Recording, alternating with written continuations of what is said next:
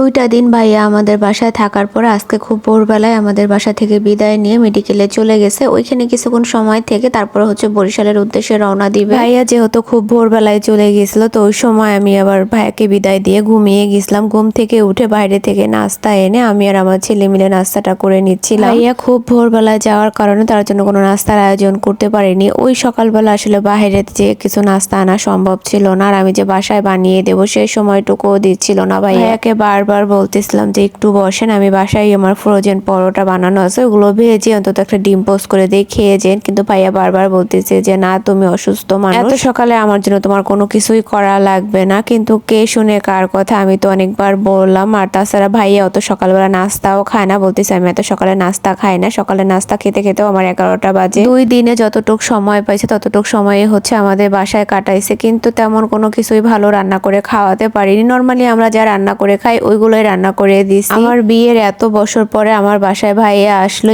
এই প্রথমবার, তাও বিপদে পড়ে। আমি তার জন্য কোনো কিছু করতে পারিনি। আমার কাছে খুবই খারাপ লাগতেছিল, নিজের শরীরও ভালো ছিল না, আবার তেমন ভাবে ভাইয়াও আমাদের সময় দিতে পারেনি। ভাইয়া বেশিরভাগ সময় হচ্ছে মেডিকেলেই কাটাইছে, যেহেতু তার বোনের ছেলেকে নিয়ে আসছে মেডিকেলে, আর ওর অবস্থাও বেশি একটা ভালো না, সিরিয়াস। তো ওর সাথেই বেশি একটা সময় থাকছে। তার ভিতরে যতটুকু সময় পাইছে অতটুকু সময় আমাদের বাসায় কাটাইছে। যদিও সেটা আপনাদের ভাইয়ার সাথে যদি না থাকতো তাহলে ভাইয়া আমাদের বাসায় আসতো না। আপনাদের ভাইয়া জোর করে করে ভাইয়াকে নিয়ে আসতো বাসায়। দেখা যেত বাসায় এসে খাওয়া দাওয়া করে একটু রেস্ট নিতে নিতেই আবার মেডিকেল থেকে ফোন আসতো, আবার ওইখানে দৌড়ে চলে যেতে হতো। যাই হোক, ভাইয়া আজকে হচ্ছে আমাদের বাসা থেকে বিদায় নিয়ে ভাবছিল চলে যাবে বরিশালে, কিন্তু মেডিকেলে যাওয়ার পরে আর যেতে পারেনি। মেডিকেলে যাওয়ার পর ইমার্জেন্সি শুনতে পায় যে আজকের ভিতরে ওর অপারেশন করা লাগবে, খুব সিরিয়াস অবস্থা। তো সেই অপারেশনের কারণে আসলে ভাইয়ার আর বরিশালে যাওয়া হয়নি। ওই দিন মেডিকেলে ছিল, ভাবতেছিলাম যেহেতু এই 2টা দিন ভাইয়া ছিল তাহলে তো আর তেমন কোনো কিছু রান্না করে খাওয়াতে পারিনি, তাহলে আজকে যেহেতু যাওয়া হয়নি তো বাসায় আসবে, তো তার জন্যই হচ্ছে আমি এখানে একটু মুরগির মাংস রান্না করতেছিলাম। ভাইয়া গরুর মাংসটা তেমন একটা পছন্দ করে না, মুরগির মাংসটা খুব পছন্দ করে। আর বড় মাছের মাথা দিয়ে বিভিন্ন ধরনের সবজি দিয়ে রান্না করলেও সে ওইটা অনেক পছন্দ করে, এই জন্যই তার পছন্দ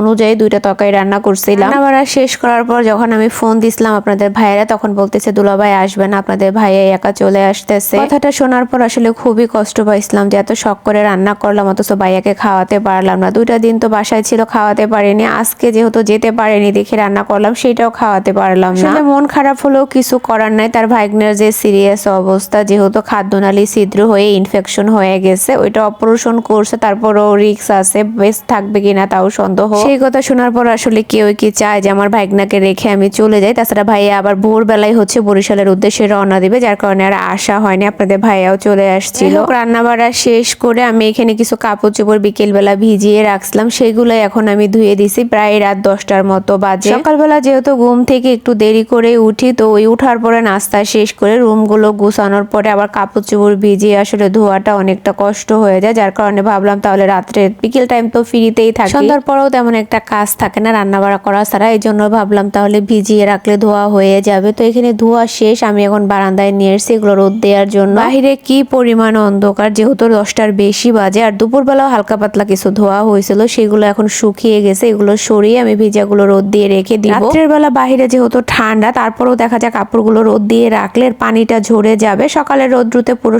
কাপড়গুলো শুকিয়ে যাবে। কাপড়গুলো রোদ দিয়ে শুকনো কাপড়গুলো নিয়ে রুমে চলে এসে দেখি আমার ছেলে পুরো রুমটা নাজেহাল করে রেখে দিয়েছে। কি আর করার, এখন এইগুলো গোছগাছ করে রুমটা ঝাড়ু দিয়ে তারপর হচ্ছে ছেলেকে খাবার খাইয়ে দিতে হবে। রাতের বেলা সব কাজকর্ম শেষ করার পরে আমার একটা কাজ থাকবে, সেটা হচ্ছে আমার ছেলেকে খাইয়ে দেয়া। এখন পর্যন্ত ও আসলে তেমন নিজের হাতে খেতে পারে না, আর আমি না খাইয়ে দিলে কারো হাতেও খাবে না। এই জন্য আমার যত কষ্টই হোক না কেন আর যা কিছুই করি না কেন, আগে সবকিছু শেষ করে ওরে খাবারটা খাইয়ে দিয়ে তারপরে বাকি কাজগুলো করি। তো বিছানাটা গুছিয়ে এখন আমি রুমটাও ঝাড়ু দিয়ে নিলাম। রান্না করতে যাওয়ার আগে আমি রুমগুলো ঝাড়ু দিয়ে পরিষ্কার করে রেখে গেছিলাম, এতটুক সময়ের ভিতরে আবারও নোংরা করে ফেলছে। ছেলেকে খাবারটা খাওয়ানো শেষ করে এখানে আমি একটু ভাত নিয়ে নিছি মুরগির মাংস দিয়ে, ভাইয়ার জন্য রান্না করছিলাম কিন্তু ভাইয়া খেতে পারেনি, এখন আমরাই খাচ্ছিলাম। রিজিক এমন একটা জিনিস, চাইলেও সবসময় সবকিছু সম্ভব না, যার যে জায়গায় রিজিক আছে সে সেই জায়গায় খাবে। ভাইয়া যেদিন আসলো ওই দিন বলতেছে তোমার আপা এত কিছু রান্না করছে, ভাবছি রাত্রের বেলা খাবো, কিন্তু সেটা আর খাওয়া হয়নি। তোমার বাসায় এসে রাত্রের খাবারটা খাওয়া হলো, অথচ আজকে আমি ভাইয়ার জন্য রাঁধছি, কিন্তু ভাইয়া খেতে পারলো না। আপনাদের ভাইয়া আসতে আসতে রাত 1টা বেজে গেছিল, তারপরে ভাইয়াকে ফোন দিছিলাম বাসা আসার জন্য, কিন্তু ভাইয়া আসেনি। ভিডিওটা এই পর্যন্ত, আল্লাহ হাফেজ।